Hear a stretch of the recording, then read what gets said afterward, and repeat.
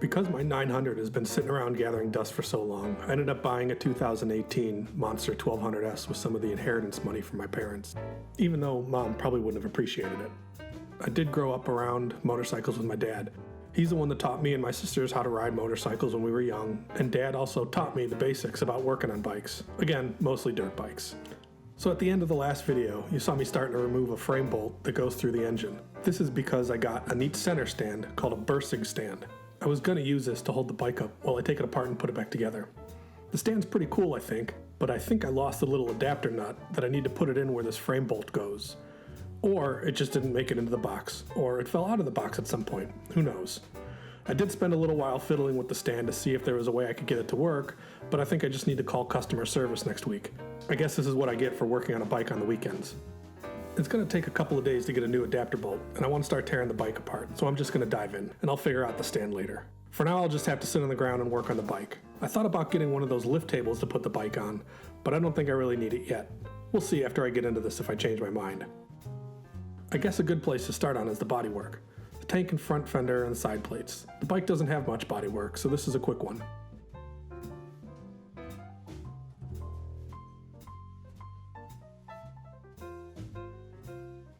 Taking this apart, I'm realizing I'm going to have to get a new fuel line. So when I take this tank off, I'll just cut the fuel line. All of these hoses are rotten. I have a feeling most of the hoses and tubes on this thing will have to get new ones. They're all pretty dry rotted the closer I look at all of them. Even though the battery's dead, and has been for a while, I'm going to pull this thing out next. I don't want to risk anything. The side plates and front fender are carbon fiber and seem to be in good enough condition that they can just be refinished. As I'm taking this thing apart, I'm trying to put all the screws and bolts back into place where they were, or at least have them put on the part that they came from. I have a feeling down the line, I'm going to get really confused where the bolts are and what size they're supposed to be. At some point, I'll label these things and maybe just get all brand new ones. Last time I rebuilt a bike, I just took a whole box of bolts over to the metric bolt store and had them get me as close as they could with all cap heads. Yes, here in Los Angeles, we have a bolt store that specializes all in metric stuff. These mufflers are an easy one to pull off, so I'll yank them off next.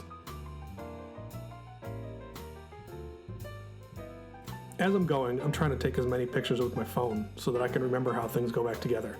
I'm sure inevitably I'll be missing some photos and have to figure something out. Frame sliders off.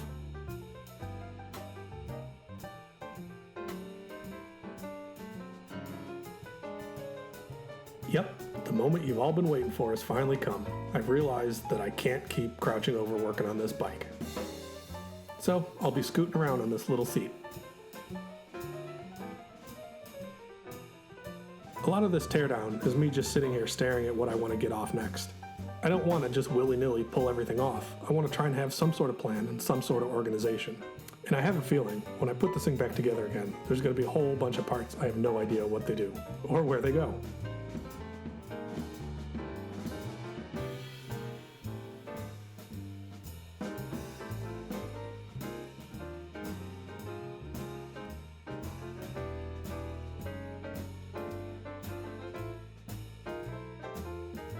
This isn't the first time I stripped a bike down to the frame. When I was in high school, I had a CR125 motocross bike that I bought off some other racer in my area. Back in Ohio, we didn't really race in the winters, so this was my time to work on the bike. This winter, I decided to strip the bike down to the frame one day after school. My dad came home from work and just looked at me, shook his head and said, "Well, guess you're not racing next season." Throughout the winter, I worked on the bike and got the frame powder coated, cleaned up the engine and a whole bunch of the other parts, got a few new parts and new plastics, and started putting it back together. And by the time spring came around and the races started again, it was all done. I think my dad was definitely surprised. It was also a little surprising to find an extra cup full of bolts that I had no idea where they went. I wonder if maybe my dad was screwing with me and left those bolts around just so I'd be confused.